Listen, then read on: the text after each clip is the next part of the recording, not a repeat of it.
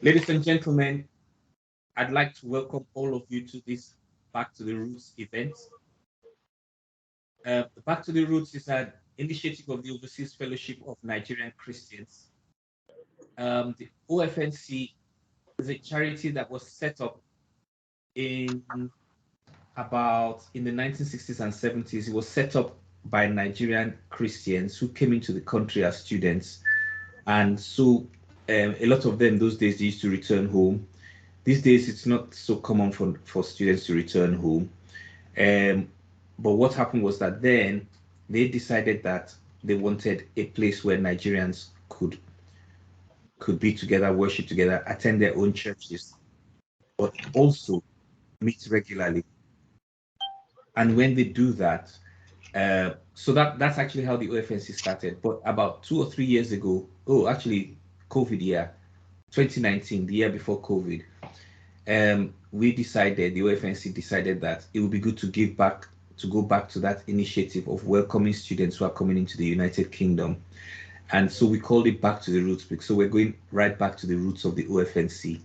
So these Back to the Roots events take place. There are many events, but these specific sessions designed for new students, incoming students, prospective students, and young graduates.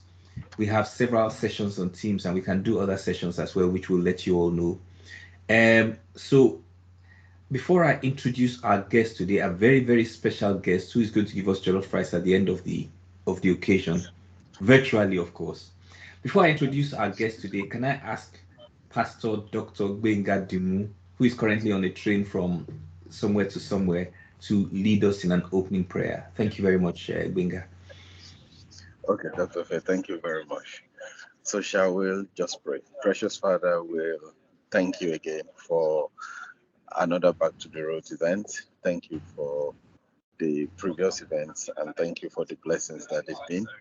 We thank you, Lord, for making it possible for us to be able to do this event today. Thank you for Amina, who will be delivering today's seminar, and thank you for everyone who has been able to join. We just give you glory and praise. We know that, Lord, you will, Lord, meet the needs of our viewers and people joining us. We pray in the name of Jesus, the Father, Lord, all the important is all the questions on people's heart. Lord, you will direct us to be able to provide useful answers. We will use this, Lord, as a means of giving people direction and guidance, Lord, in this country. We pray your blessings upon all of the people that will be, Lord, that are on the line right now and the people that will watch later. We pray that, Lord, your grace will abide and that, Lord, you cause us to know your favor and grace in this land. In Jesus' name, we have prayed. Amen. Yeah. Thank you very much, sir. And wish you a safe journey to your destination. I hope you can still keep being a part of this meeting while you're on the train. But if you can't, we will be able to send you a YouTube link in the next day or two. Can I have Dr. Uchechi Nwadike, who's also a member of the Back to the Roots team, like Benga is. Uchechi, do you have any announcements for us or whatever? We could do that at the end as well, actually, the announcements. But it's just good in case you just...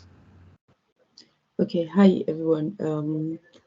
Our announcement will be that feedback, if you have any feedback for us, please let us know. Send it on the chat. We'll take note of that. And if you've got any questions in the course of the event, please put them on the chat and they will be addressed.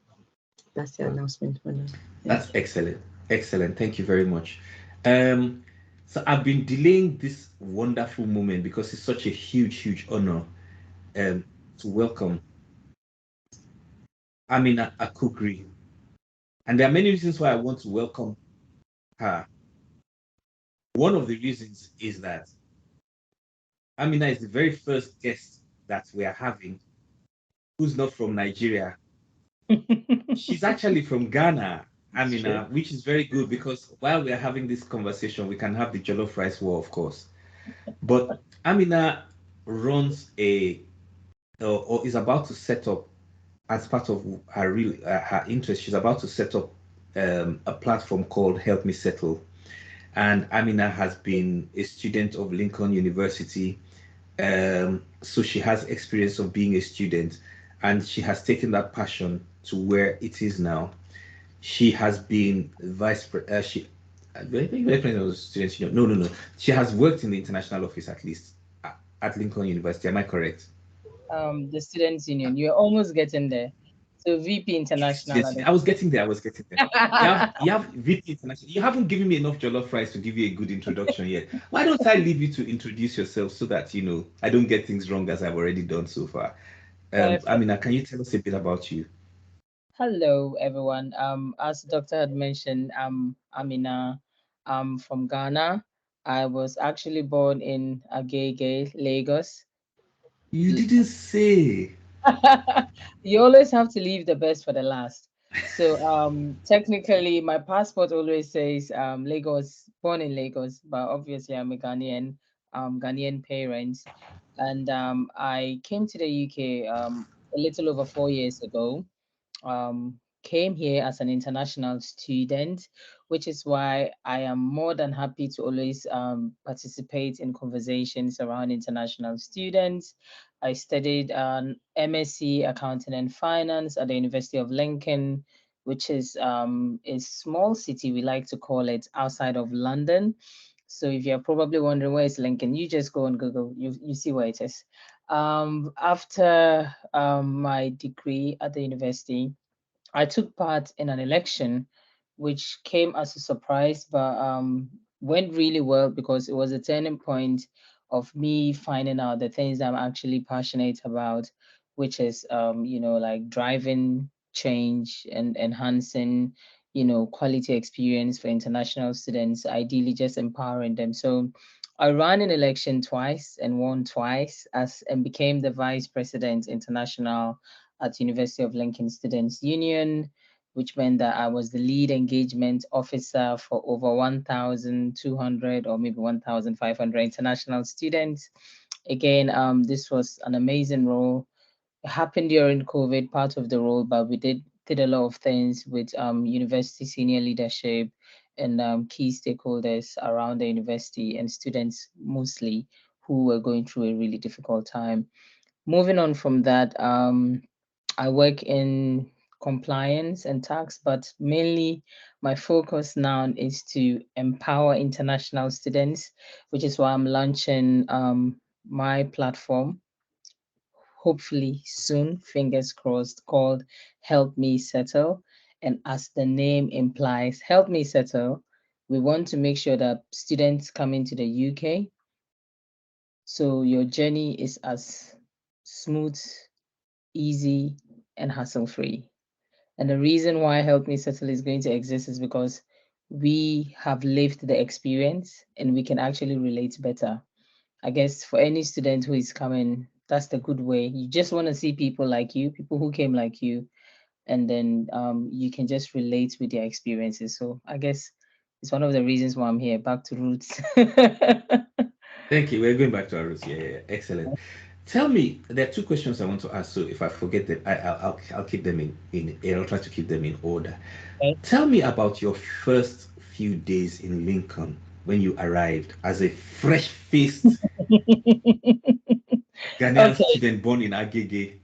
Before I actually got to Lincoln, number one, I missed my train at East Midlands Railway, and it took me a long time to find it. When I finally did, I was like, this is the place that I missed my train.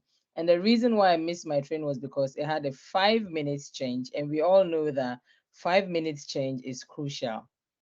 So if you are ever changing trains and there's an option for more than 5 minutes, please go for longer unless you are not carrying luggage. But of course, I had two big suitcases and a backpack, and I didn't even know there was an elevator around the corner. So the funny thing about train stations in UK is that there would most likely be an elevator, but it would be in a certain corner.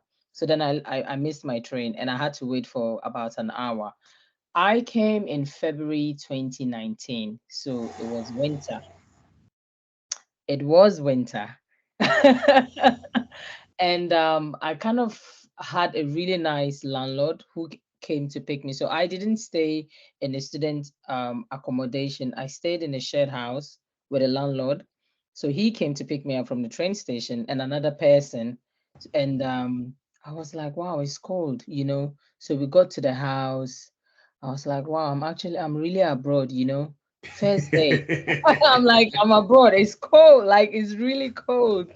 So we And haven't even started talking about things, and you're already giving us advice. This is going to be a really good session. I mean, I was, yeah, you know. I just mean, to it's the remind that only time. if anyone has any questions, please put it in the chat box. The lovely Uchechi will tell me the questions because my computer isn't Yeah, telling me at the moment. But she has promised to be nice like that to you also. Please don't forget to leave any questions you have. She is nice always. And she's a yeah. member of the Back to the Roots. Only the best are in the Back to the Roots group, Amina. Mm. I just thought you might like to know that bit. So, so first experience. So you kept your landlord waiting 1 hour in Yeah, the I cold. did. You know, there might be one or two people who have never been to the United Kingdom before and are Yeah. planning to come. So Mhm. let's actually begin with that cold because it's a very interesting place to start from. Yeah. Your first experience of the UK cold and how to prepare for it. So when I was coming, I knew it was February. Bearing in mind, this is the first time I was coming to the UK. So most people who had been to the UK were like, it's cold, so you need to be prepared. So I wore joggers because I like to travel in a comfy outfit. So I wore joggers because Lincoln is outside London. So a train from London to Lincoln will take you about 2.5 hours, right? Hmm. So bearing in mind I was going to be traveling from Ghana at night, transit through Brussels, get to Hmm. the airport, get to the train station, and then get to Lincoln, I needed to be as comfortable as possible. So I wore my sweatpants, I wore a shirt, and I wore like I think in Nigeria it's called cardigan, but when you come to the UK, they call it jumper. So it's like sweater. So just something to keep you warm. And I had Hmm. a jacket. So I had that sweater, I had a hoodie, bear in mind. Then I had a jacket on hand. Obviously, you wouldn't be able to wear that in the flight. So when Yeah. I got to Heathrow, and I wore slippers, but I had socks with the slippers. So after I came out of immigration, one of my family friends was at the airport to pick me up. So when we got into the train, when we came out of Heathrow, the cold slapped me. That was when I put on my jacket. It was like, because I was like, it's not that bad. I'm wearing jumper, feeling all cool. My family friend, an elderly man, I call him uncle. He was like, "Are you not cold?" I said, "Oh, it's not bad now. It's not bad," because he's Nigerian. And Ah, all these Nigerians in your life. ah, I was born in Lagos. What do you Of course, of expect? course, of course. So immediately I stepped out. The cold really hit me. I was like, "Oh wow, you're not in Ghana. You're not in the airport." So like it was, I just had to put on my jacket. And when we got the train, which was a bit empty, I changed my slippers and I wore sneakers because now it was getting to me. So Hmm. if you haven't been abroad, you need to check with what time of the year you are coming into the UK. And most universities would have maybe 2 or 3 academic years, which could be, you might be arriving January, February, or you might be arriving August, September, October. If you are coming in August, perfect, hallelujah. You probably don't need to worry so much about the cold, you know. But if you're coming in February or January, well, you need to be as prepared as possible. You need to make sure you have some warm clothes and have a jacket, because the one thing you don't want is to catch the cold. So yeah, that's all I'll say. Okay. Now, tell me a little bit about. No, I won't ask you about Help Me Settle yet. That will be the last Yeah, question. yeah, So yeah, yeah. because I want you to tell us everything you know before you tell us Lived about. experience, In yes. your opinion, Uh-huh. how much research do I have to do when I'm coming into a university? I think that you From need to do from yeah, you need to do a lot of Mhm. research. Number one, a lot of people come to university here for various reasons. So one of the main things is you want to know how much you have to pay for university. And the only way you would know the price range for universities is to do research. So based on that research, you would be able to tell which location and how much the university is going to cost. So if you, what you would want to know is that United Kingdom in itself is not just London. There are schools in London. London is the capital city, but there are other cities outside London. So you want to do that research and know where your university is and try to find out the cost of living in those areas. So, but by doing that, you have planned and you have budgeted and you know how much is going to cost you to school in one region or the other. So you definitely need to do that research. Then you want to know whether the university is offering the course that you are looking for. You probably want to do a PhD or a master's, or I don't know, you wanted to do IT or business, but you need to check and see which university is resonating with what you want to study. And again, some people want to check the rating of the university, and you can only do that if you do your research. Some people want to find out what other amenities, what other things you can benefit from the university. Maybe the university offers free airport pickup for international students. If you Which are of coming, course you didn't get from Lincoln, which, obviously. yeah, which I didn't get exactly because of the time I was coming. So Yeah. don't be like me. Be that person who wants to know that the university has a free airport pickup and you can just be at the airport, jump on a bus, and you don't have to miss your train. Because then train tickets can be a bit pricey depending on which location you are going to. So yeah, I think you definitely need to do research on your own, you know, I'm just to, actually quite interested in what I mean. Let's take, for example, the research about cost of living in a yeah. place like London, for example. Mhm. I almost seem to think that the house prices in London must be, if not one and a half times, at least one and a half times house prices in, say, where I Yeah. live here in Lancaster. But people just would just take a university, and then again, I've looked at maybe universities like a town like Warwick, Coventry, for example, has two Yeah. universities. So if you're studying in Warwick, for example, the cost of studying in Warwick Yeah. and the cost of studying in Coventry, two universities in the same town, Different. very, very different fees. Yeah. Yeah. So it's And about knowing, yeah, it's about knowing. it's about So knowing all those things and yeah, knowing the so cost of living. How can I exactly. find out the cost of living, for example? I think that cost of living, one of the easiest way you could find is that when you're doing your application, you know, they actually tell you how much you need to have in your bank account. And Mm, based on that, they would tell you that if the school is outside London, this is how much, because they mm, factor the living cost per year. yeah, And yeah. then, so based on that, you could see clearly that there's a difference. Another There is. easiest way to find how much cost of living could be is just look at rent. Look at how much a student would have to pay for a sizable room in London and how much a student would have to pay in Coventry. That is also another good way to measure cost of living. Mm. So you can do that through like rent platforms, which I'm more than happy to put the links in the chat as well. Oh, Because then sure. Feel free, feel free, feel free. go there and then you check maybe And, single room in a shared house. And and then it says sometimes, no, carry on, carry on. Finish. You're talking, you're talking. I'm saying sometimes it will tell you single room in a shared house. You check and then you see London, maybe £750. Then you check in Coventry, then it says maybe 450. That's a whole £300. And you're thinking of a whole year, by the way. So you're not just thinking of £300 for the month because, you know, Exactly. you're looking at, okay, if I'm paying £300 this month, I'll be paying another 300 next month. Like that will now be a total of 300 times 12 or Yes. something. And you can Yes. check all these websites like UK Council of International Students, UKISA, Yeah. all those. Visa. Exactly. Let me Yeah. pop that in the chat as Oh, well. do that, do that, do that. Yeah. You're doing fantastic. Thank you so very much. Or even British Council and things like that. They come. But the other thing I've noticed, and I think it's worth pointing out, is if you check 2 years ago, you won't get the same results for this year because it's changing every year. They do their research, and their research means that Yeah.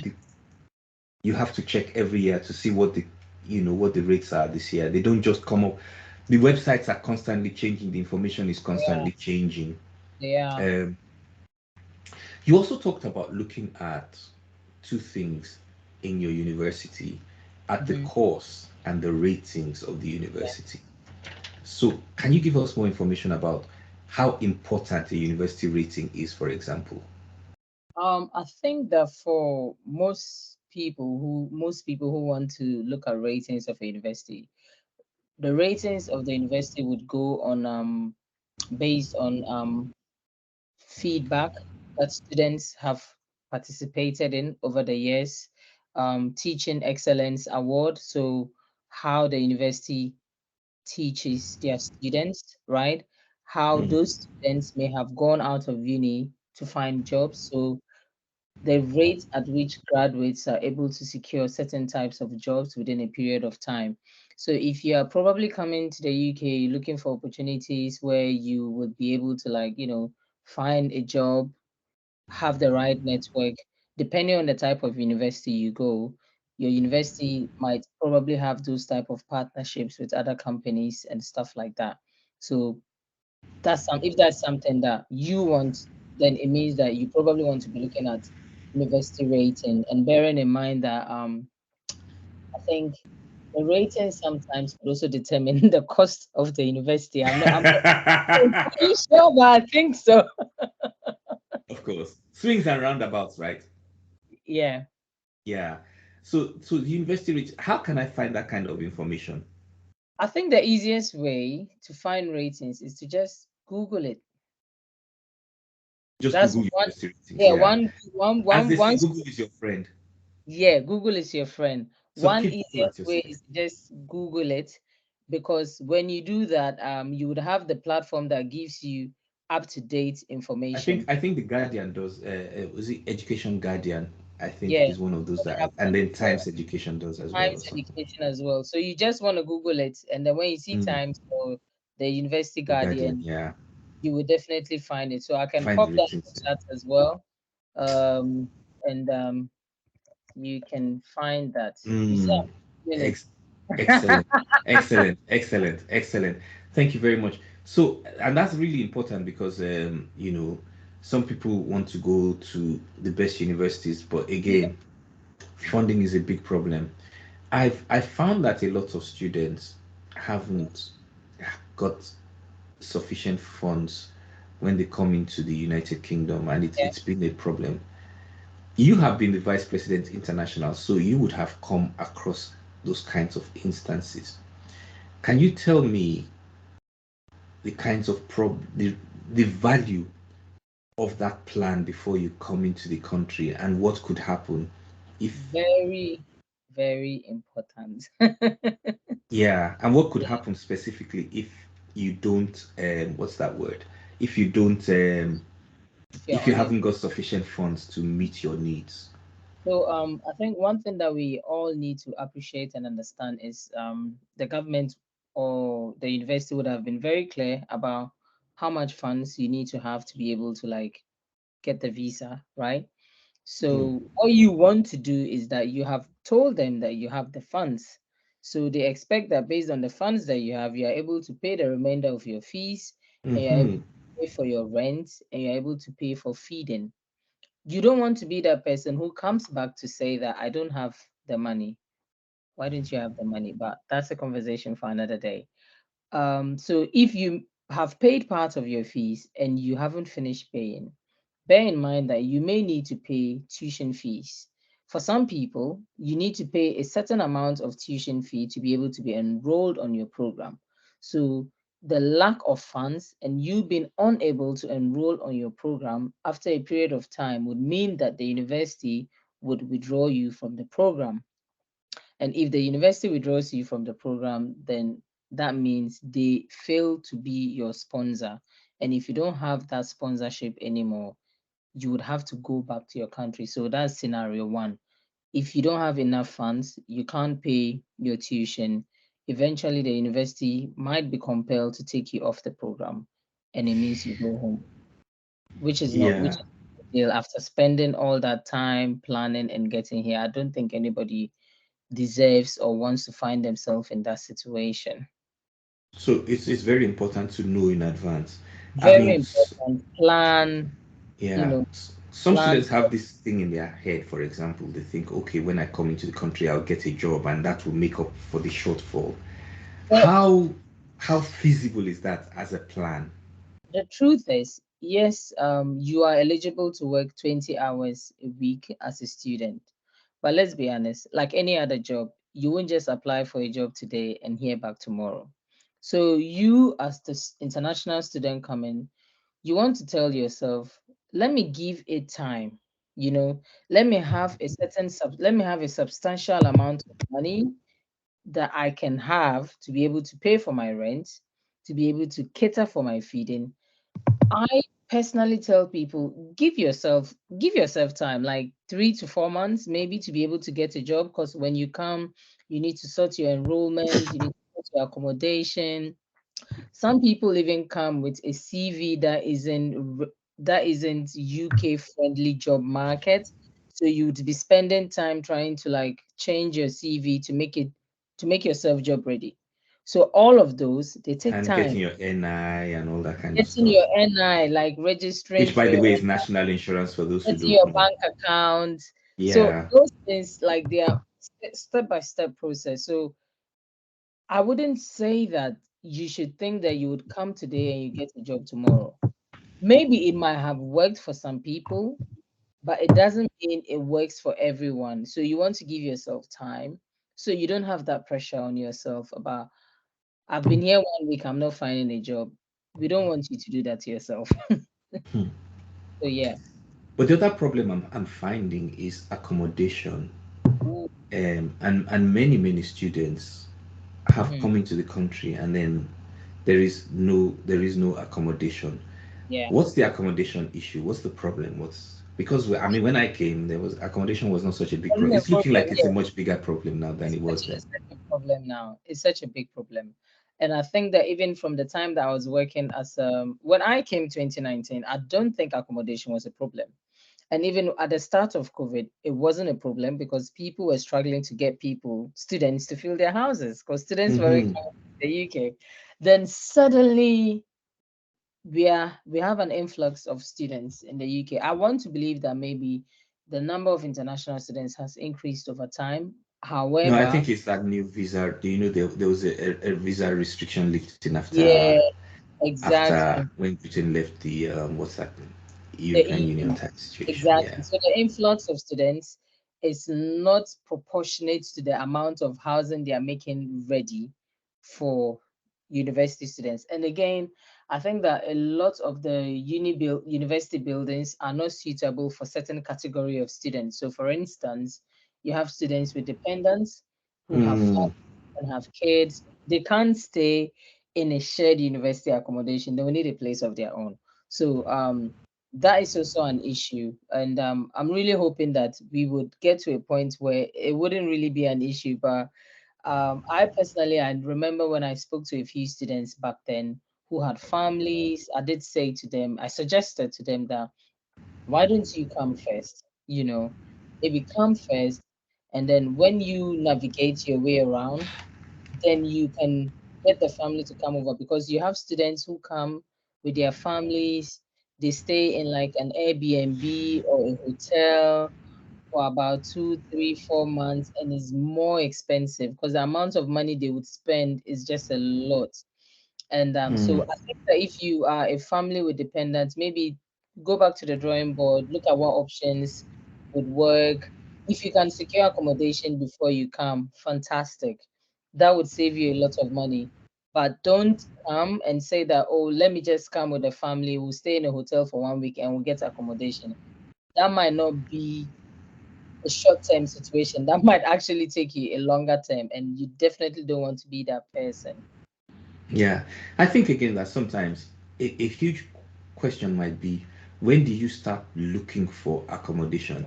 Do you Accommodation. start looking like, oh, I'm about to travel in 2 weeks, I better find accommodation? No. I think, Whereas, yeah. yeah, in the UK, for example, those who are looking for accommodation for Yeah, September, by around February, they're already looking. So I think there's that kind of slight difference in how we Yeah, think of these things, in how long we take to plan these things. I think that a lot of people, I should be right saying this, that a lot of people wait for the visa to come before they start. Yeah, exactly. So what's the point of finding a house and then you find the house and then you don't get the visa and you Yeah, have but I maybe. think that you still need to find you need to start looking at the house. So from the day you tell yourself, I want to go abroad to study, is the day you actually casually, don't do it too much, just casually browse and see how much is accommodation for a single person, someone with a family. Just do that, you start having an idea, Or even for a couple without a Hello? family. or a couple without a family. Yeah, Exactly. because Hello? that's also different. And then Hello, there's, I think someone was saying something. Are you oh, trying to say something? Oh, sorry, you're on mute. Um, yeah, so if you just casually start looking, the family, no family, how much is it? And then maybe you struggle to find it, then you tell yourself that, oh, this might be a lot of work. So from the time you probably put in your application with the university, you can start looking. You can start emailing the agents. There's no harm in emailing them and say, look, maybe drop them a nice email. I'm a student. I'm looking to come to the university, so and so period, and I found this property. Can you provide me with more information about this property? And they mm, will respond to your email because that's their job. They are looking for tenants. So if you've come across them, you can drop them a message to find out if they have anything suitable for you. yeah. All right. Here's a question. Which is better, Mhm. off campus or on campus accommodation? I think it depends on what you are looking for. That is it. Tell me, tell me, tell me, tell me, Because tell me. I've lived off campus and on campus before as a student. When I lived off campus, I lived about 10 minutes walk away from campus. And when Mm. I lived on campus, it was almost the same thing. The only difference is I'm within campus, if that makes sense. And you Yeah, are sure. surrounded with a lot of students. So there's this building, it's a student building. So it's like, yeah, uni vibe. You I think that know, on campus, depending on the location, you may have security and all of that. You may be close to the library or the university gym, or you have access to the university buildings. Because then hmm, if the university has a number of buildings, you can always use them depending on what time of the day you want to sure, sure, access the sure. building. But it depends. If you're off campus, you may be 15, 20, or more than 20 minutes away from campus, which would mean that you probably have to get a bus to come into campus, Mm, or you are isolated. You are almost like living with working people or something of that sort. So really and truly, it depends. I know that maybe people who are master students would not want to be on campus because maybe they would feel that people on campus are undergrads. But at the end of the day, you just need to decide what you want. Do you want to be on campus or do you want to be what off about campus? cost, for example? I think again with cost, some of them might be similar. So I know when back then when I was a student, some of the university accommodation prices were similar to what was off campus. So Mm. I guess it depends on the type of building. And of course, if university accommodation is cheaper, I'm sure it will go quickly. So you definitely want to secure that. Then another thing I found out was most of the university accommodations were made to suit home students, being that Yeah. home students, undergrad students usually start in September and then their student finance, blah, blah, blah, blah, blah. But that wasn't favoring international students. So one of the things that I actually fought for was that you need to be considerate of international students because they don't pay their tuition based on they don't pay their rent based on this. And then They they also start in February, like some people found Yes, out. some start in February. So I think it's one of the conversations that we had. I'm not sure on a larger scale how other universities are doing it now, but I do recall that during our time we kind of had that conversation to say, like, open this up for international students because most of them would want it, but it's either too late for them to get the accommodation or you are requesting for them to pay 3 chunks of the money. So maybe if it's £10,000 a year, they have to pay 3,500, and that might be a lot. So give them an option where they can pay monthly. And I think they rolled it out to allow everyone to be able to pay monthly. That's very interesting. Thank you very much. Just checking. We are the only two talking. Have any questions come on the chat box here? Amarachi said, "Hi everyone. If anyone has a question, I guess you can just raise your hand." Yeah, raise your hand. Yeah.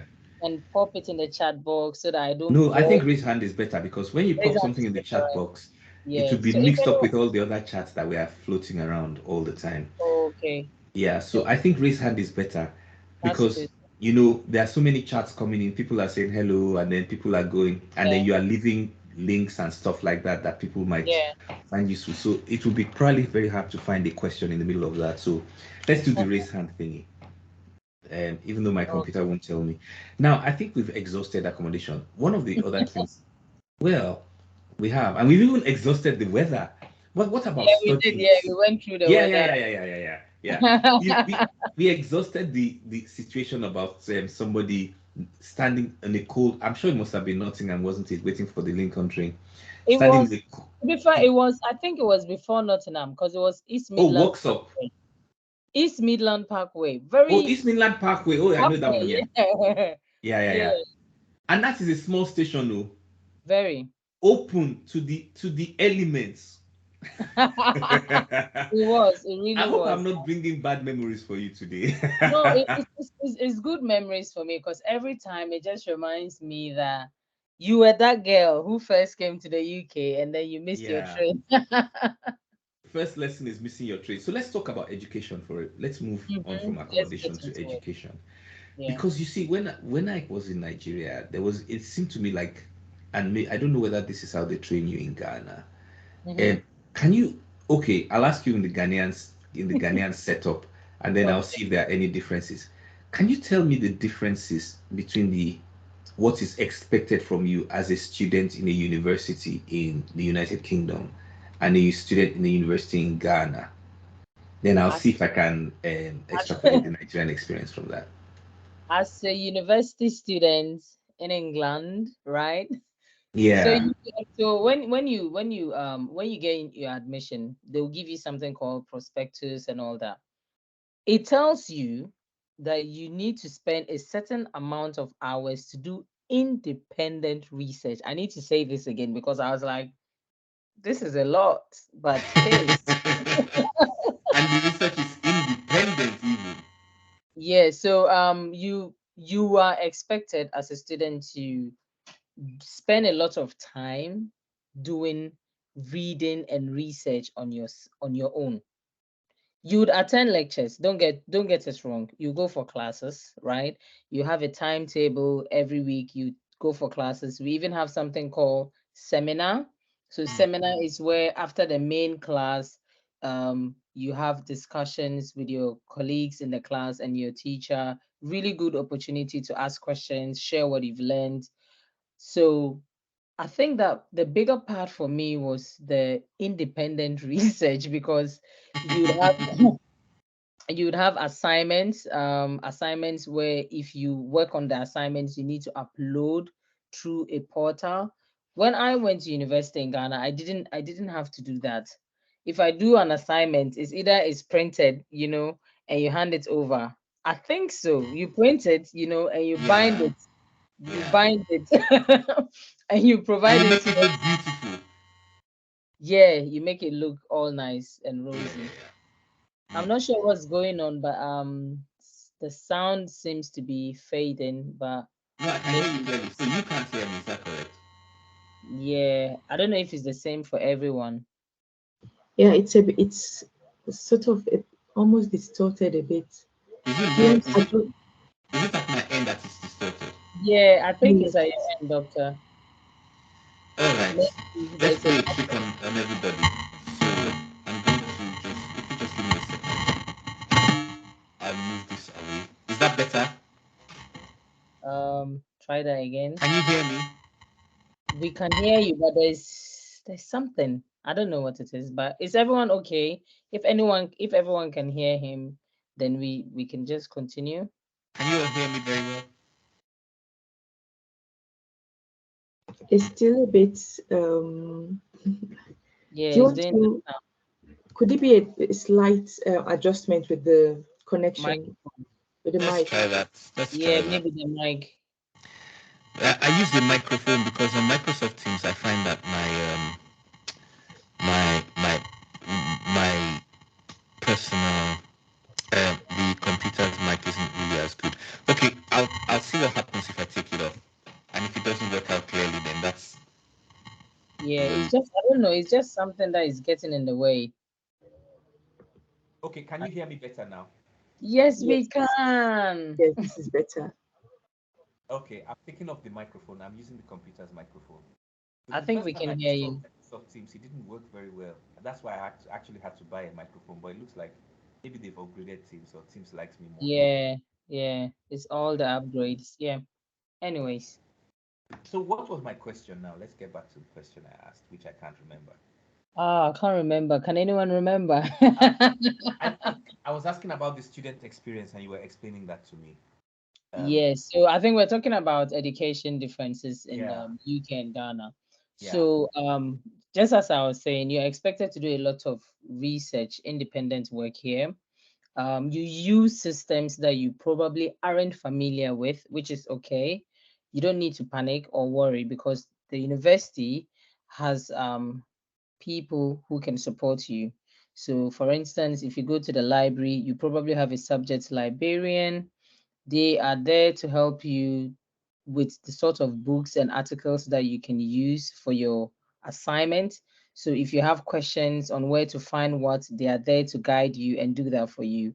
Some universities have like an English support center for students whose English isn't their first language. So I found you that have, very useful, actually, strangely enough. And these days, I pardon? actually proofread people's work, but a lot of the lessons I learned Yeah, in proofreading, I learned from the person who taught us English as international students. yeah. I just used some of her tricks. She shouldn't know about Hmm. it. Anyways, that's a good one. But yeah, so I think that's one of the things. You have a lot of resources to use here from the departments that are around campus. So you just need to speak to people and then Did you you can do get much that. group work in your time? Yeah, we did. I think we did group projects as well, where you Yeah. have to do a presentation. So if you're As someone who likes leading the class, you might be the one leading your group. So we did group presentation, which is similar to back in Ghana. I think we okay, so you used did. to do group presentations in Ghana. Yeah, we did group presentation in Okay. Ghana as well. Okay. I think I don't know whether we did that much group presentation when I in was in. Nigeria. Oh, So okay. tell us a bit about it. Maybe they do now because it was a long time ago. Can anyone confirm if they do group presentations in Don't worry. Just tell Nigeria? us about them. Just tell us how it works, just in case. Yeah. Tell us if you don't want to like raise your hand or talk, you can just pop it in the chat and we'll be more than happy to like get that experience of yours on board as well. Yeah. But So if yeah, you want to hear about group presentations, leave it to put it on the chat box and we will deal with it because mhm, group is actually quite for me was actually quite interesting. The idea of yeah, working together, scoring, getting the mhm, same, and the dynamics of a group, how they can be different, how yeah, some I work agree. hard, work hard. But that's a different question. Again, we might find that a lot of the participants have done their master's program and are now currently Yeah, using how group presentations work. So we can leave that if it's not a topic worth. But the other thing I was looking at in terms of yeah. is the difference between analytical and descriptive essays. Hmm. This one. Because they always say that when Mhm, you write a descriptive essay, you get less marks than when you mhm. write a critical or analytical essay. You get more marks. You get Am more I marks. am I am I correct in saying analytical then would be when you ensure that you have done good enough research, right? Yes, yes, You have referred to more than enough relevant books, related to your course, which would most likely be part of your reading list. Yeah. You would have reviewed articles from Sometimes not even in your reading list, because the wider yes, you read. yeah. You have to go out of your reading list because your reading list might be limited, which Yeah. is why you have a library. I almost said praise God, but you have a library 24/7. I think Yeah. that's one of the big perks. The libraries in the universities here can be open for 24/7. So And they can 24 be accessed online as well, even. exactly.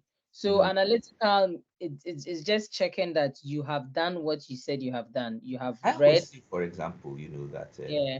if you are reading from 5 different books to answer one question, each writer has a different perspective, so that when you're writing your work, you are How do beginning to you put the very many different perspectives of into the your work? various writers.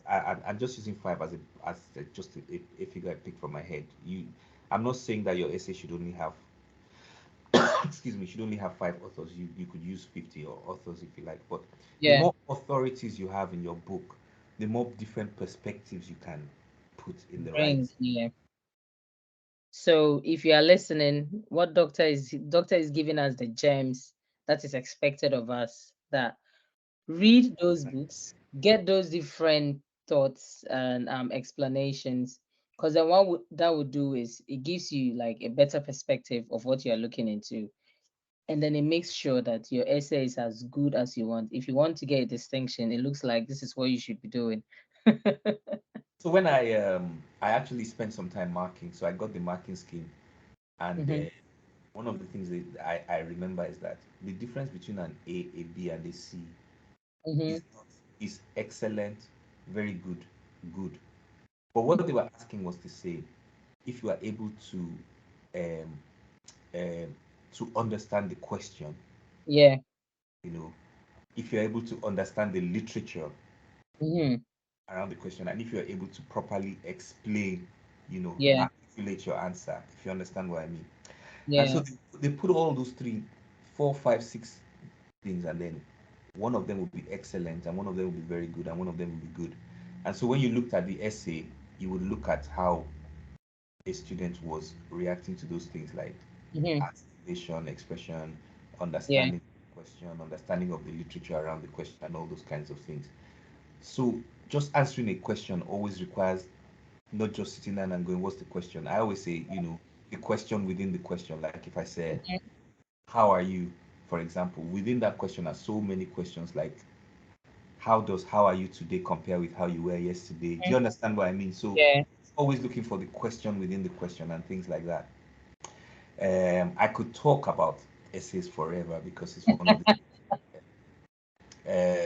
So tell me how you found the library. Let's go back to the library, for example.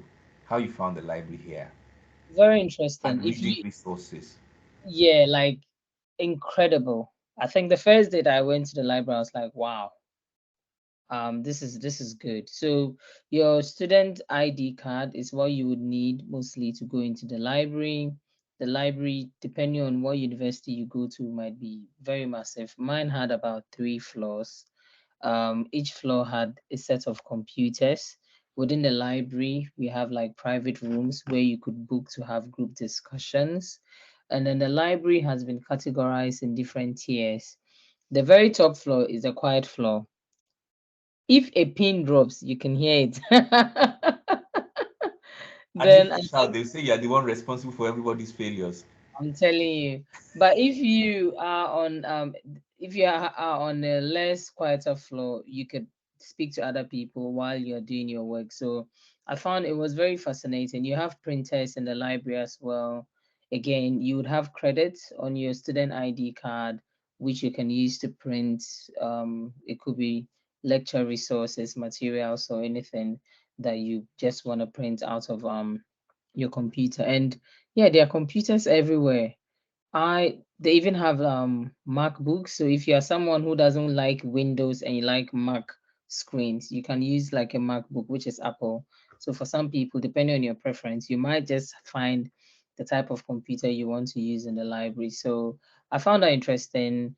The subject librarians are always there. You can schedule a meeting with them. They can help you, guide you people are there to show you if you're struggling to find a certain book, depending on which floor you are and how they've categorized it. They can always help you. You can borrow books as well, take the book home and then bring it back when you need to bring it back. I think you can even renew it online. Like, very interesting. Like, the library is there. If you're someone who loves the library, spending time on your own to study and all that, you definitely will enjoy the library facility you have. I think people are enjoying our conversation so much. They don't even want to ask questions anymore.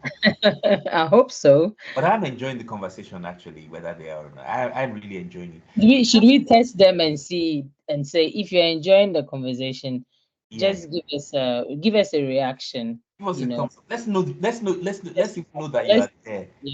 You know, that you're not just sitting back and eating your food. If, While if you don't get if you don't get a reaction, it means that you're not enjoying Abio, it. Abio, Shebi, you are born in Agege. You know what Abio means now. I don't. What's oh no, wait, Abi. Oh, yeah, I know Abi. I know Yeah, Abi. ah, I we'll know Abi and Shebi. deprive you of Nigerian jollof rice. So if you don't, Oh wait, we've got some. We received some thumbs up, so it means that people are happy. That's good. people are Yay! Someone is enjoying it. happy. And I hope we are covering topics that are. What are the things when you have a student ID or a student email and a student sort of space? Yeah. What facilities does that give you in terms of access to material, access to stuff, access to lecturers and stuff, access to university resources? What does your student um, space, your recognition of you as a student? For example, those who haven't paid, when they say we have closed your access, what kind of access do you have when you actually have that open access? I think that when you're on campus, one of the things that you might need your ID card for is to get into a university building. So it could be even getting into your classroom, because that might be what they would use to mark your attendance. So it depends really on the university you go to. You might need to swipe your card in and out. Your card also, again, the library, not your accommodation, because that's different. Accommodation, you probably have a different access card for that. You might be going for events, which might be student events only. So your ID is also a good form of representation for that. If you probably owe tuition and haven't paid and they are demanding it, they could restrict your student ID, which would mean that you can't go to the library or enter a lecture room. So I think that's one of the things that can restrict your accessibility of the library card. Outside of school, your No, no, card. still inside school, for example, because I was thinking about your lectures, how you can access lectures, for example, that they say that they have, is it some students portal, like, what do they call them, where they put class lectures and stuff. Yeah, What's I think for that, depending on the uni you are, the systems that you would use, you would need your email, your student email, which when you enroll, you would have access to. So your student email and password, which you would generate, is what you would need to find your timetable, to access. Some schools use Blackboard. I don't know if you use Blackboard. We yeah, use of Blackboard. black for those who don't know, or those Yes. that are just coming in. So Blackboard is a learning system and a portal. I think that's the best way to say it. So it allows you to see who your tutors are, to see your course models, to see your reading materials. So it's just one system designed for you as a student. You go in and you see everything that you need to ensure that your studies goes well, right? And sometimes they share information, resources, and materials, events that are happening tailored to just students on that course. So that's what Blackboard is. And when you do your assignment, you go there to submit your assignment. It will tell you when your assignment deadline is coming up. When your assignment is marked and the results are out, you'd find that there as well. So it's just a student learning system, or should I say, student system to manage your studies and Lecture. everything. Yeah. Okay, you are telling me about outside. I was one that pulled you back. Tell me about outside. Outside, as a student, you get discounts plenty. So a lot of the shops, once you just show them, if there you can always ask. If sometimes they write it there, but if they haven't written it, you can just ask, do you have student discount? They'll say yes, and they'll ask you to show your ID. So those of you who like shoes, sneakers, clothes, sometimes food, even food, your student ID can give you I like don't this. know of any African restaurants that give student IDs. Most of the ones I know, We they need, just we need, we need, we need to start talking to them to say they need to get in line so we exactly, can order Niger Jollof and get discount. exactly, And exactly. I think if you're a student as well, you can travel. You can use your student ID and a letter from the university to get a discount on travel on the train. So Yeah. you can get something called a rail card. So I'm going to pop a link into the chat. So when you come to the UK, you can get a rail card, and that would make traveling in UK very fun and cheaper for you because you get like a 30% discount or something. Yeah, 33%. Don't don't worry if you're only seeing 26 to 30. As long as you are a mature student in the UK, your university would sign that up for you. So you can have a look at that link as well. Excellent. Thank you very much indeed. I think we'll come back to the student experience later on, but I was just thinking about work because Mm-hmm. we're going in and out these days, but what one of the things I remember was we were talking about work, and I was asking you about people who depend on work as a Yeah. supporting themselves. Do you and I know that there are rules about whether you can actually give that kind of advice or not, but how much do you know about just the basic advice you can give to anyone planning to work, who's able to work, who's not able to work? Do you understand what I mean? That sort of thing. Yeah. I think that we students are allowed to work 20 hours a week by law. You can't work more than 20 hours a week. But if you're a couple, your dependent can work more than 20 hours a week. So Yeah. then you would have to make sure that you manage that. But if you are a single student coming, you really need to adhere to that because it's important. It could cause a lot of problems for you if Or you free don't. for So visa. yeah, it could cause visa issues for you. You can search for part-time jobs. Again, if you're coming to the UK, you probably want to, this goes back to our research. You want to ask yourself, what kind of jobs can people get as part-time, you know? And so when you start doing that research and seeing the kind of part-time jobs that are ongoing, it gives you an idea of what to expect. So you start setting expectations for yourself before you get to the UK. So now you're in the UK, okay. You could even try apply and see what the outcome, So again, ideally you want to know what the minimum wage rate is. And I'm going to just put this out there. I have no idea what the current minimum wage rate is, It but we changes can every year again. Remember, I told you it that. changes every year, exactly. But you can Google it, and then if you see the minimum wage rate, you can give yourself an estimate to say if the minimum wage rate is £9 or £10, then it means times 20 hours a week. Bearing in mind you would be taxed or you pay some element of tax. So when you do that, it gives you an idea of ideally how much you can make a month. And that sets you in a way to say, okay, when I'm getting to the UK, this is how much I'm going to make roughly when I start working. So And I think that the goal is to find part-time jobs because those are the jobs that would fit within the criteria of the number of hours that you are allowed to work as a student. yeah, and then when you know how much you are earning, and then you can look at the cost of living that we talked about in terms of cost of Exactly, living, exactly, and you exactly. can then see that okay, at the ends meeting is Or they are not meeting. or are they not meeting? Yeah. Or do we have to do we have to make the ends elastic? By elastic, I mean cutting costs, cutting your Yeah, costs. definitely, definitely. Yeah, I agree. So that's about work, and about work visas and stuff like that, which it really is very important for you to know.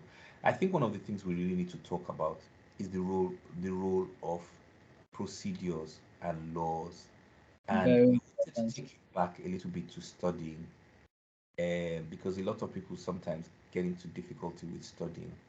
Mhm. What in writing essays, I think one of the things that we need to know is about that dreaded P word, plagiarism.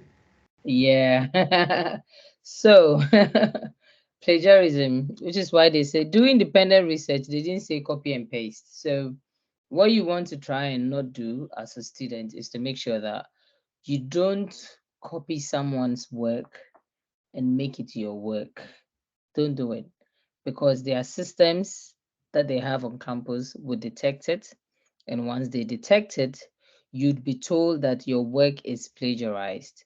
And that comes with certain penalties and issues. It means that you've broken the law, because at the time that you signed up to be a student, they would have told you the things that you are expected to do and not to do. And one of that is plagiarism. The universities take this really, really critical and important. So if you don't understand how you should go about your assignment, please speak to your subject librarian, get some tips from there, go to student support. They have people there who can guide you. Speak to your tutor, just speak to your lecturer, get clarity on what you want them or on what you're expected to do. Engage with other students, right? Some students might have done a degree already. This could be their second degree, so they have that experience. So speak to them, get some tips from them on what is expected, but don't go and pick someone's work, copy and paste it, or just tweak it. Don't tweak it. They Yeah, need yeah, you to be they need you to be as authentic as you can. And trust me, it gets better. When I started, I had my own challenges about what is expected of me. But when I started speaking and putting myself out there and speaking to people who are probably having their second degree, or people who actually got it, my life became better. I understood what was expected of me. I knew how to, my referencing improved. So it made my work look better. And I was making sure that I was checking plagiarism, because when you upload it on the system, it will tell you who else has done something like this before. So you definitely want to make sure that you don't get yourself in that sort of trouble. yeah. Plagiarism is a serious thing. But then, before going to external things, I wanted to go to the other um, services that the university provides for students. So it's Yeah, not just in terms of, like people like counseling and other things when yeah. you're in. What kinds of services? Because I've noticed that when students get into trouble, what the lecturers say to them is, "Oh, but you had this service you could have consulted." So, what kinds of services can you consult from the university as a student? One of the places you could Any go kind to. of what Yeah, I kind of think yeah, one of the places a lot of students don't use a lot is their students' union. You should go there. They have an as the advice vice president international of students union?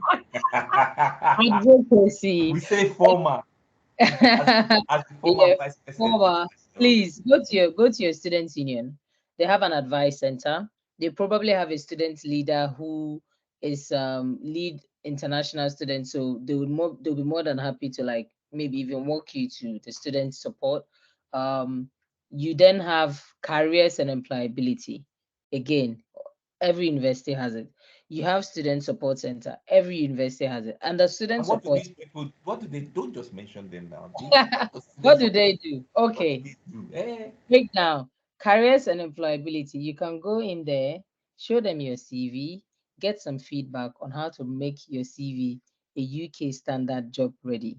You can have conversations. They organize events, they bring people from different organizations. You can get the date to your calendar and make sure you are there. You might just be speaking to your next recruiter or the next company you're working for. Yeah, they have job fairs as well, They things like have job fairs, that's the word.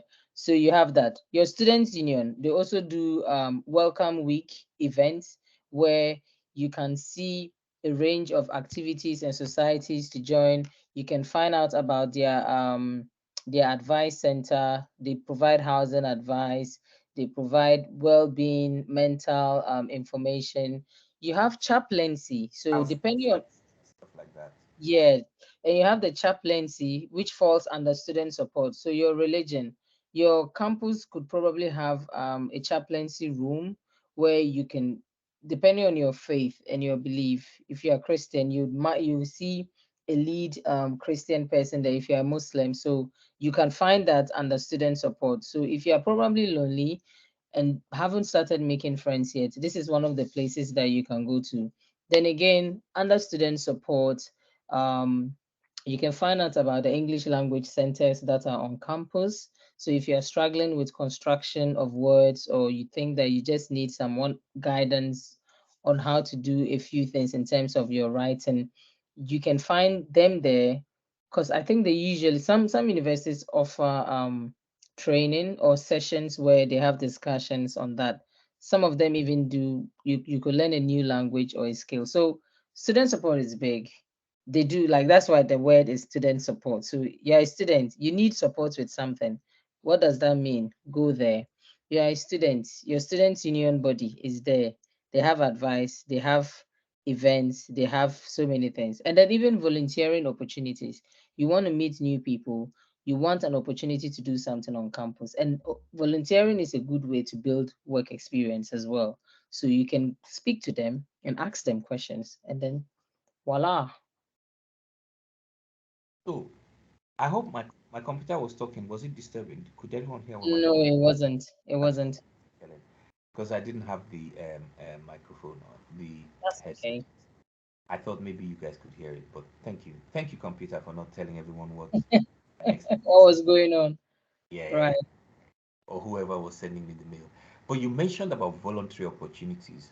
Mm-hmm. Can, can you have you do you have can you tell me the value Or of volunteering volunteering. for students? Because I mean, I don't know, in Nigeria, I don't think we had that many volunteering Yeah. opportunities. So, volunteering is a really good way to develop your skills, learn, grow, find yourself in an environment that you've never worked there before. So, my first volunteering opportunity, I can just give you a run through quickly. I chose to volunteer in a food bank. So it was in partnership with the university. It wasn't on university campus, it was off university campus. So I worked to a food bank. You're probably wondering, what is a food bank? So in the UK, the food bank is something in partnership with councils where people are able to go and get food in terms of it could be provisions and what like that. They provide it to people within the community, certain category and class of people. So I volunteered there where I was just checking, data and offering food vouchers and food packages to others. And I found one of the ladies who worked there told me she had been to Ghana, I think over 20 years ago. And that led to, like, I'm like, oh, wow. So I learned something. I learned about what the food bank does. I learned about I learned about a few the culture, like a few things about UK. I was drinking coffee that day. It was cold. I was drinking And it coffee. wasn't even February. Yeah, it wasn't in February. I think it was in March or something when I went to the food bank. So again, coming from someone who has worked in an insurance company and had a finance background, it was good to just do something that didn't relate to my work. So it kind of helps. After that, I did other volunteering work as well. So you definitely want to look into those sorts of opportunities. You can learn new things. I volunteered, I went to work in the finance department on campus. I had a way, I got an understanding of what they do. That's a skill set that you can put on your CV.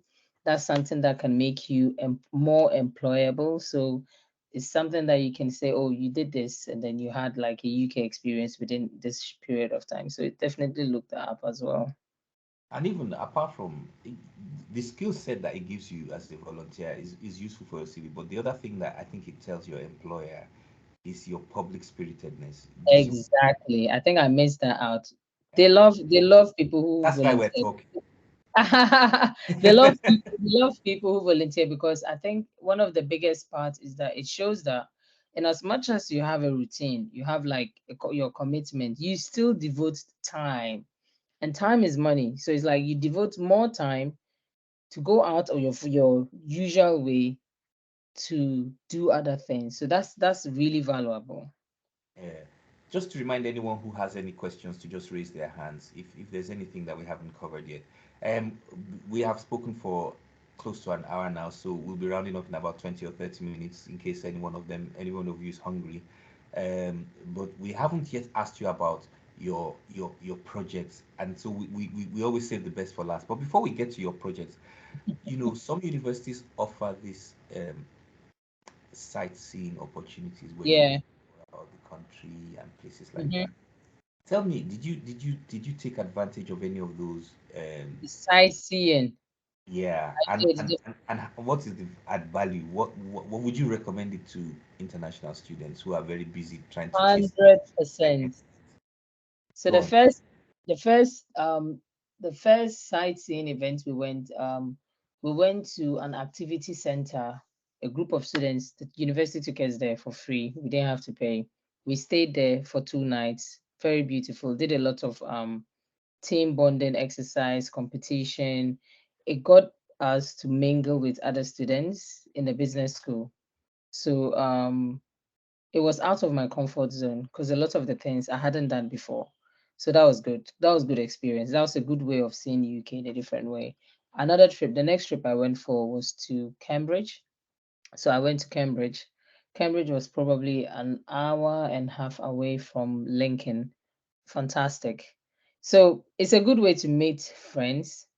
Um, get out of your circle, meet people from different countries, right? And then, because you probably came all alone and you learn about the different cities and cultures in the UK. Like UK is big. It's not just London. And every city is unique. It could be the building, the brick, the food, the water, the History. coffee.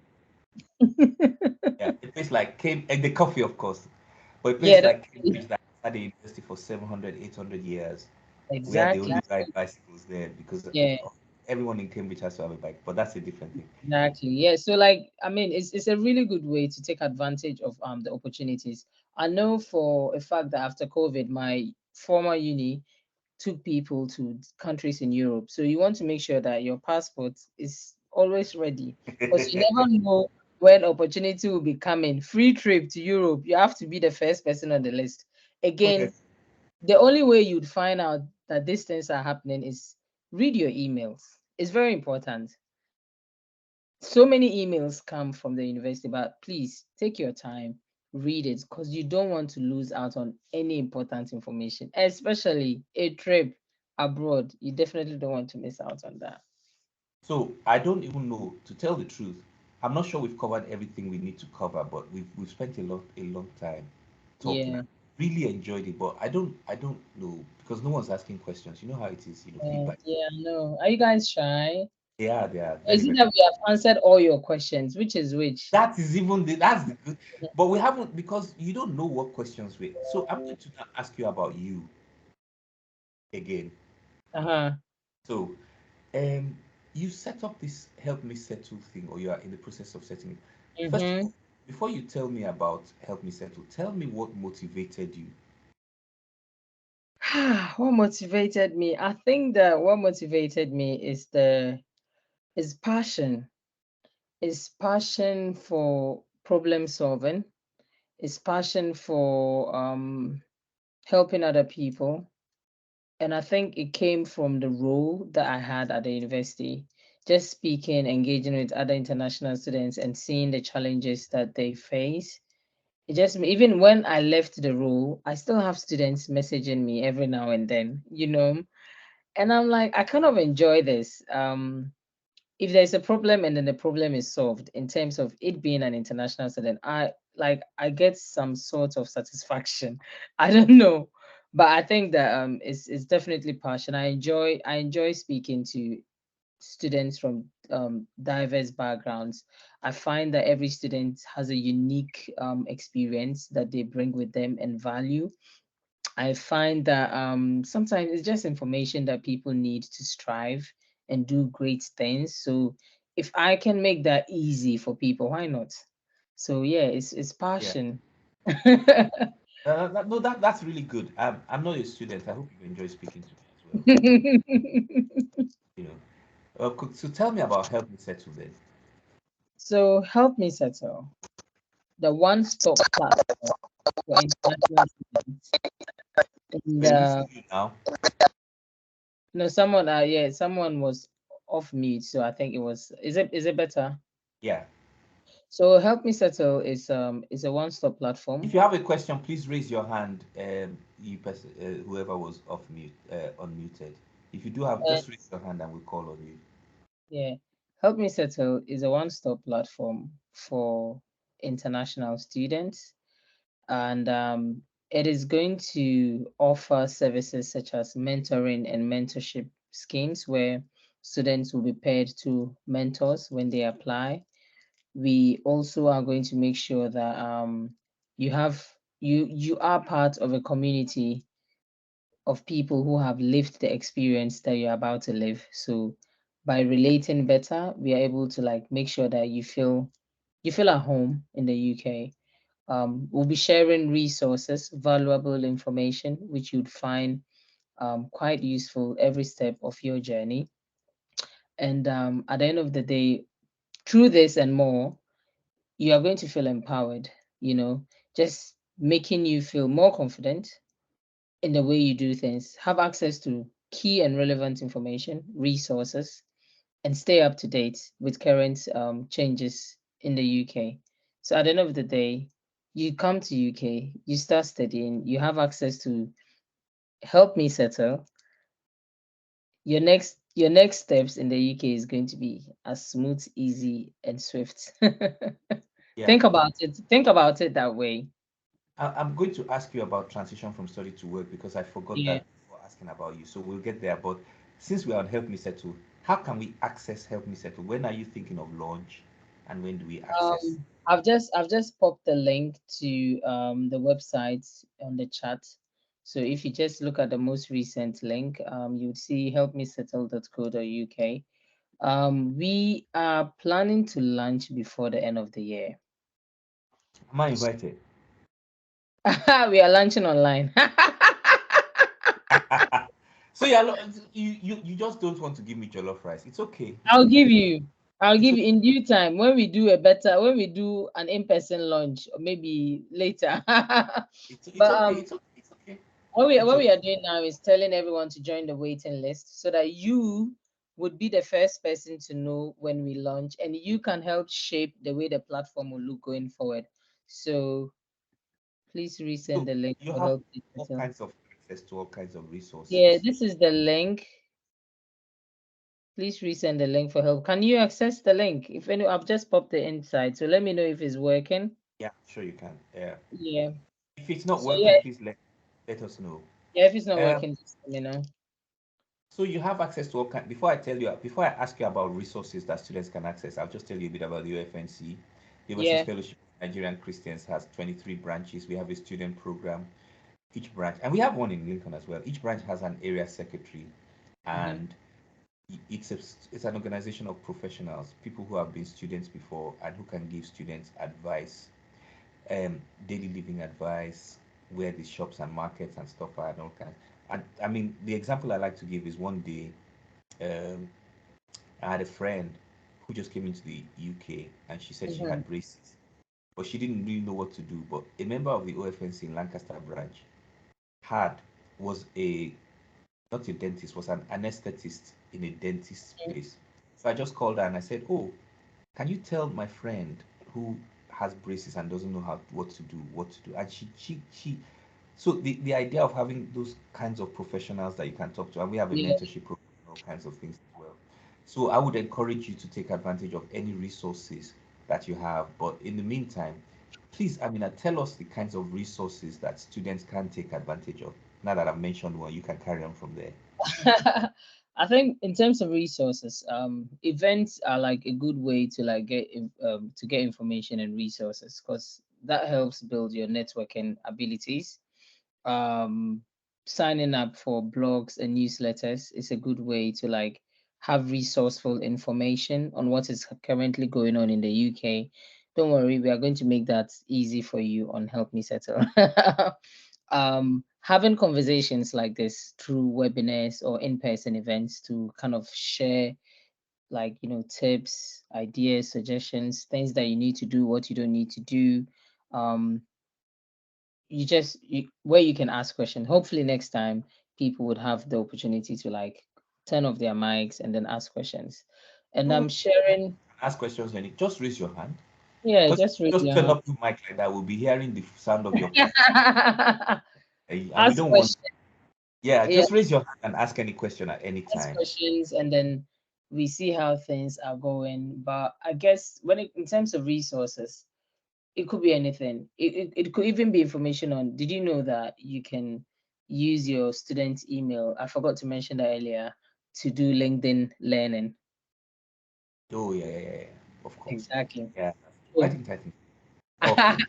yeah, but I've got most students wouldn't know this, but yeah, you can use that and build your network profile, your LinkedIn profile by all those free resources. So you can come to UK studying a different course and you are learning another course on LinkedIn and getting certifications, and then yeah, certified courses. Yeah. So I mean, and that's your CV as well, building up. exactly. You know, when they ask in your CV, have you got certification? Mhm. I've got two more questions to ask.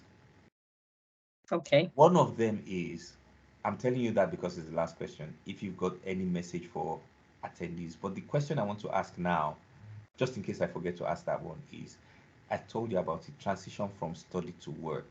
Yep. How does that work, especially for people? You know, there's a thing we say in Nigeria called jackpot now. You know, I know that. this Ghanaian, hey, at least I think we need to give you a Nigerian passport. Okay, so on that level, can you tell me about transitioning from student to work? I think that depending on your course, so a typical master student will do 1 year. So if you came in February, you should be finishing by the following year, February. If you came in September, you'll be finishing by September. And you would have a period of time within which you are expected to switch from a student visa to a work visa. So that's the tricky part. Most students would wait and finish school before looking for jobs, but I don't think that's ideal. If you are probably planning to stay in the UK, then you want to have, there are only three types of visas in terms of work that would be easier for you, which is a graduate route visa, a skilled visa, or a global talent visa. So depending on which of the categories you fall in would be easy for you to switch to.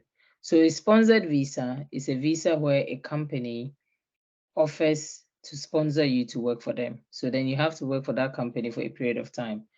Graduate route, no sponsorship. So if you are still looking for a job and then you haven't found a company that is willing to sponsor you, you can switch to the graduate route visa and still be eligible to live in the UK.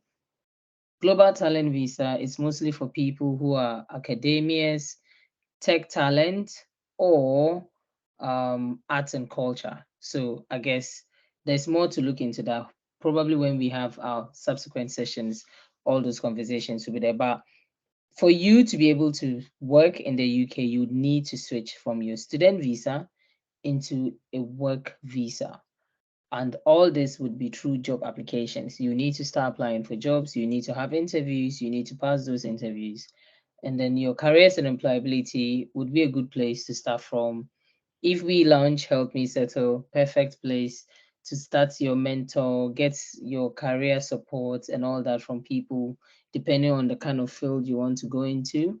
And then probably just start applying, start testing the job market, and you need to finish your course before you can switch to a work visa. Mandatory. You need to finish your degree, whatever course you came to study in the UK. You need to finish it before you need to complete it and pass it, not just finish it. You need to complete the program, pass it, and get confirmation from the university that you have completed the course.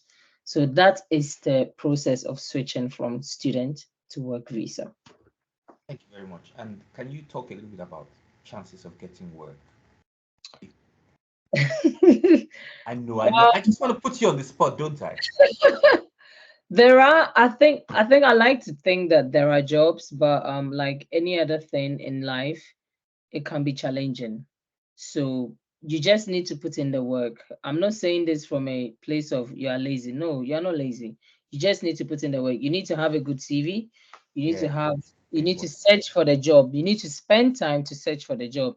You need to build skills on how you would search for the jobs. You need to open your horizon, broaden it. And you need to be strategic about the job search, because like you, there are other people, other graduates also looking for jobs. So you want to always stand out when you're applying for a job, and you want to start early so that you don't feel overwhelmed, you don't feel stressed. But again, that's why you have a community of people, which is why we said networking is very important. You find yourself in the right community, surrounded by the people that you can relate to. And even when you are probably getting rejections, you have people you can speak to, so you don't feel all alone. So yes, you need to just put in the work. Is and then There's a friend of mine, right? And he says yeah. network is not the right word. So he's developed a word which he has patented, and the word is relationology, I think. And he says that it's building networks is just you go for a meeting, you meet someone, and you don't meet them again. But Yeah, it's actually building the relationship. building a relationship. I agree, totally agree with you. It's just not the network. Build a Yeah. relationship. Yeah, Yeah. I Yes. agree. You see, all the things you've said, they all need unpacking. But I mean, I asked you so late in the day that you just have to tell us a bit more about how we can access you for all that kind of information. Because if we spend time unpacking, okay, build your network, okay, write your CV, we'll be here till I I night. I actually write newsletters, but at the moment I post it because I'm merging my subscribers to Help Me Settle. What if you So wanted to access your previous newsletters? Do you want to pop your email in the chat box, or how we can contact you, LinkedIn profile and everything, so that if we yeah, wanted to access your previous yeah, I session, mean I can put in my LinkedIn yeah, put profile your LinkedIn somewhere profile, here, yeah, yeah, so you so that can. anyone will contact you and then get that kind of information from Yes, you. I think that sounds about right. So I can See, put we're my nice. LinkedIn profile here. We want everyone to know about your work. This is me on LinkedIn. You can connect with me on LinkedIn. And what was I gonna say? My previous, just thinking, my previous newsletters. Let's see how many you would find. But I guess if you are able to join the waiting list for Help Me Settle, right? Hopefully we'll create those materials so that all these things that I've said that sounds like is a lot, you would have resources easily and readily available for you to access. Okay. Okay. Yeah. So I'm So going to ask you my last question now, mhm. because I'm not sure if I've asked all the questions. Is there anything that I haven't asked that you would like to say? Even if you speak for the next 30 minutes, the floor is yours. You've got the stage now, Amina. Talk. Me, I think that we've covered a lot of topics today. And all that I'm just going to add is to say that if you are coming to UK as a new student, don't be afraid. People have done it before. You can do it as well. And we are here to make sure that you have the smoothest transition into the UK. Ask questions. No question is a silly question. Sometimes you might feel nervous, but it's okay to feel nervous. That's what human beings are for. Just reach out to the right network, speak to people. Like I've put in my LinkedIn there. If you want to drop me a message and ask me more questions, go for it. And yeah, just put yourself out there, embrace opportunities that come your way, and then you strive. You strive as much as you can. Like just connect with the people that you feel that relate with what you want to do or where you want to be, and then yeah, and then you can come try some British food. We didn't talk about British food. We only spoke about Niger jollof. The best, the best, the best, the best. Yeah, yeah, yeah. Amina, I'd like to thank you. No, jokes apart, jollof apart, and all kinds of things. I'd like to thank you for giving me, because the others haven't spoken, they haven't asked questions. Certainly, Mhm. I'd like to personally thank you for giving me such a wonderful time. I have been really blessed by your stuff. Dr. Ife, we got a question though. Oh, we've got a question. Good, good, good. Yeah. Yeah. Would you like to ask your question? Who's the person who's got a question? Please introduce yourself and ask the question. It's from Chikezere. Chikeze, would you like to would you like to would you like to tell us a bit about your question? About you and your question. Oh, okay. Good evening, everyone. Hello, Chikeze. Hi. So, Hello. hi. Good evening, Amina. Good evening, Ife. So, I wanted to ask about what it was like writing your final project, because I've heard that, and from what you've said, assignments are usually a lot. You know, you have to do your research. Sometimes I also heard that they ask for like a lot of wordings on your essay, like thousands of words to write. So I just wanted to know what the final project was like and how you were able to do that. Can I Thank stop for a minute before you answer? So what course are you studying? Chikeze. No, I'm currently not in the UK Oh, you're currently studying. not in the UK. Okay, that's fine, fine, No, fine. All right. no. Please answer, Amina. Why have you pushed this to me? Ah, Anyways, who is the person answering all the questions? Please, why did you want to anyways, push it to me? I'm trying to remember my word count for my final dissertation or project Mine as was 15,000. 15. Yeah, I think it was about 14 or 15,000. So the thing is, with your final project, you are not just told to do it in a month. So I finished school in February, right? I started my project in August the year before. So in August is when you come up with your topic. Technically, they expect that before you even do your master's, you know what topic you are going to write on in your final project. Or what area you're going to focus on? What area? So it kind of gives you an idea of what topic you should go for.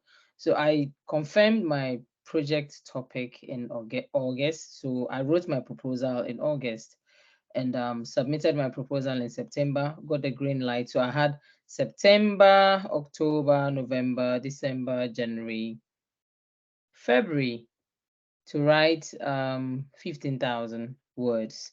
And you don't just get told to do it on your own. You have meetings with your supervisor, and every time you would go with what you've done, and your supervisor would provide you with some feedback on what you. So you probably meet your supervisor every month from the time you start your project, which is probably about 4 to 5 months. It can be tasking. I'm not gonna lie. It was tasking. I had planned in my head that my acknowledgement, I'm going to write so much. Oh, thank God, my family, my mom, everyone who supported me. On the day I was submitting my dissertation, I only wrote, I thank Almighty God because I was tired. So if you know that you want to acknowledge a lot of people in your life, You better please acknowledge them before. acknowledge it before when you start your Before the last dissertation. day. But yeah, it was a lot of research, a lot of work went into it, but it was good because I had friends who were all doing their dissertation. So we would spend late nights in the library, late night eating late. I mean, it's that time of the year. You just need to do what you have to do. And just start early. If you start early, you work on a good pace because at that time you are not doing any exams. It's just your dissertation or your project. You probably wouldn't even go for lectures at some point in time. So you have it's like you wake up the whole day. What do you have? You have time to yourself, and maybe you work part-time. So you only work 20 hours a week. The remainder of the week you're expected to make sure you work on your project. So that it was interesting. I think about it now. I took a lot of pictures as well during that time, and and I laugh. I would add a few things actually, since you wanted me to talk, because if you hadn't wanted me to talk, I wouldn't have said anything. So it really depends sometimes. Before Hmm. we get to the word count, some Yeah. let's begin with the dissertation as a piece of research. Hmm. The value of research is that it must contribute something. Yep. So when you're the more you contribute to academic knowledge, the better your marks are. The more Mm.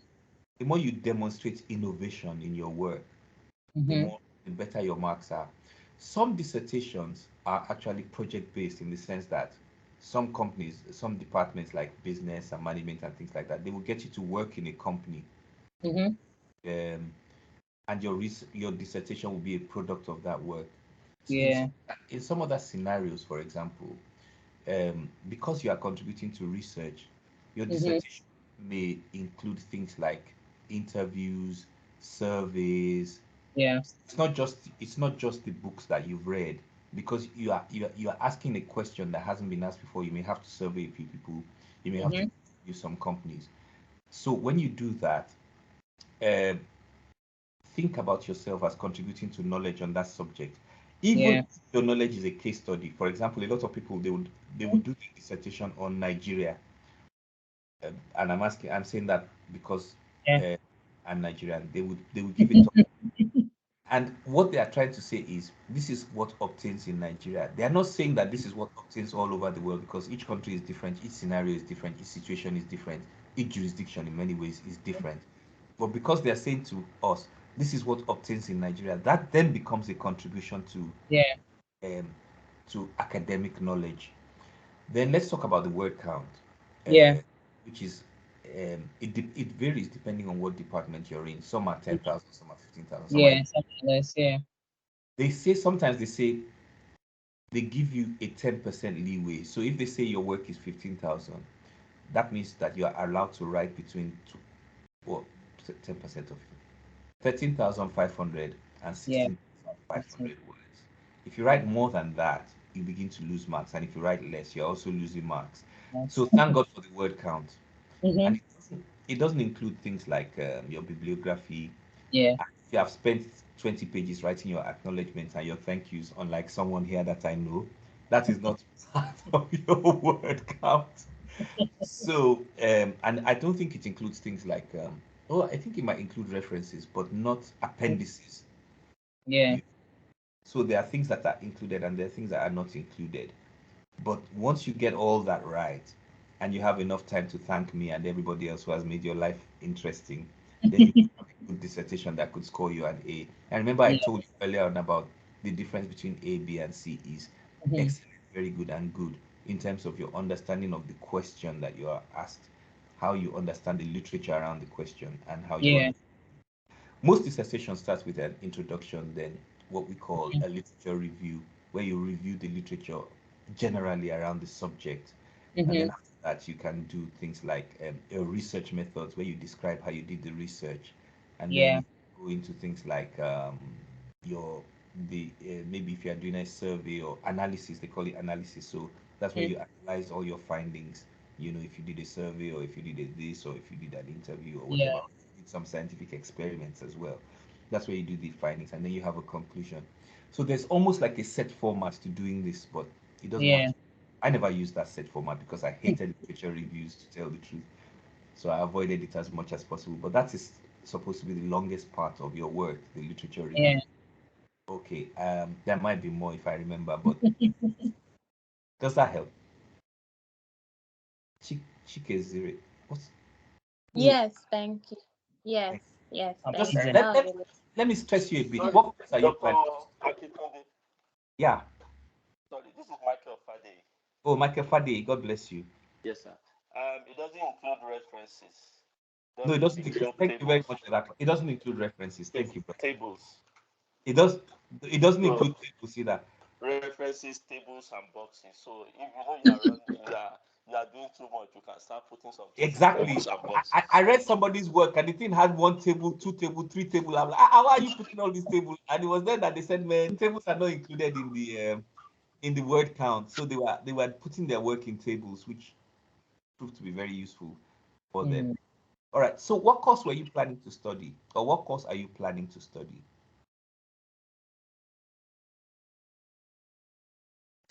Microbial biotechnology. Oh, me, I don't even understand. Thank you very much for telling me. I had technology, so I'm happy with. I also had microbial biotechnology. Whatever so that's. Technology. Anything with that is good. I understand. Somewhere. But I pray success. I pray you impact your Amen. field. I pray you make a contribution to academic discourse in your subject. I actually Amen. pray you get a distinction Amen. so that they will know that you are hot. You are not just, you know what I mean. Mhm. Any further questions? Okay. To all you shy people, I'd like to thank all of you for attending this. It'll be out on YouTube soon, in the next day or two, if I have your email address. If not, if you check the, where can I say you should check now? I think the OFNC's Facebook page, because we have a page on Facebook, we have Yeah. an Instagram page, but I think that's likely to come out on the Facebook page. If you check the Mhm. OFNC Facebook page, the YouTube link will come out. Please tell your friends. Uh, Mhm. and we will also advertise the next edition of these talks. And please follow our distinguished guest, Amina, on LinkedIn so that when Help Me Settle comes out, you'll be able to get as much information as you like about settling in the United Kingdom. Just Yep. before I finish, I wonder if Uchechi would like to give us any further announcements.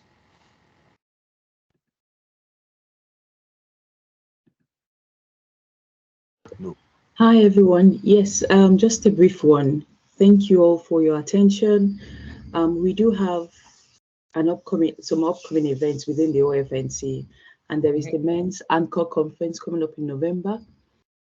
If I would advise that you check the OFNC website so to Okay. get further details.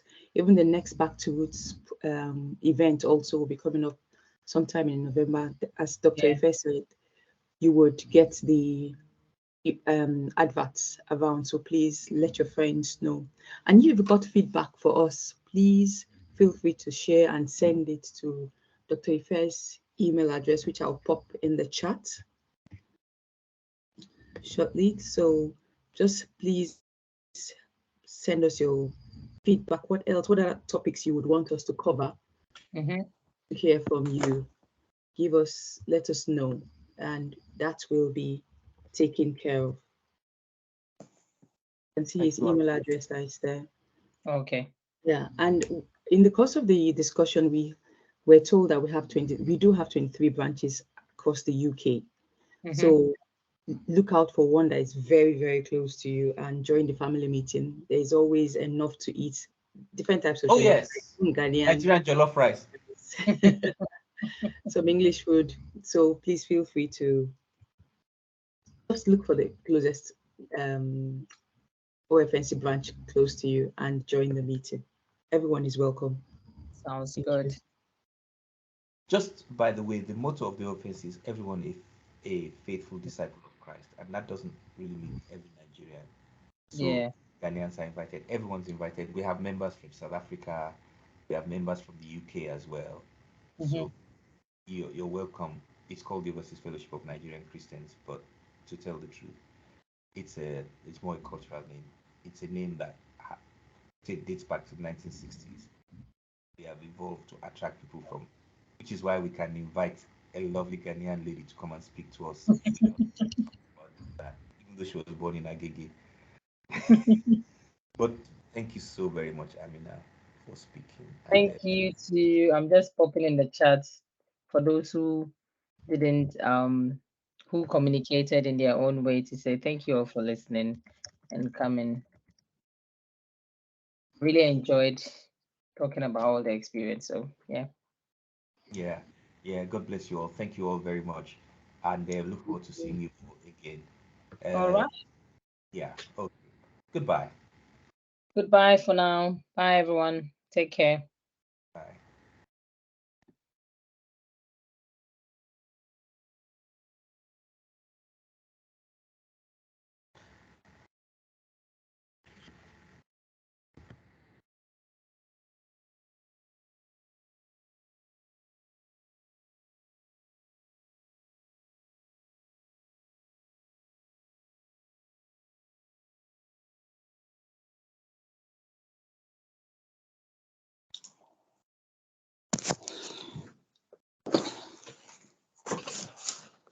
Can you help us for this email?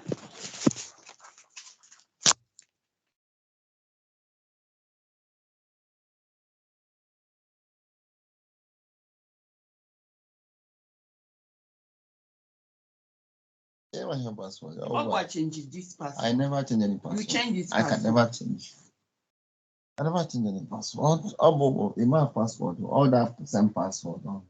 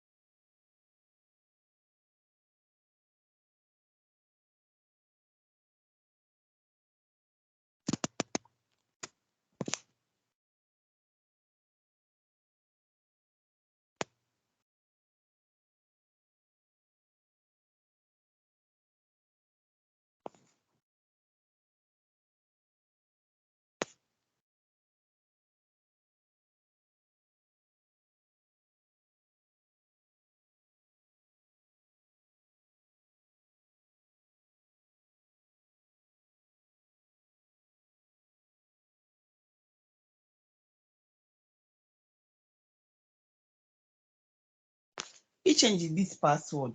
Look at what this thing is telling me. He changed this password. Mama, he changed the password. What make you change the Mama, password? he changed the password. Okay.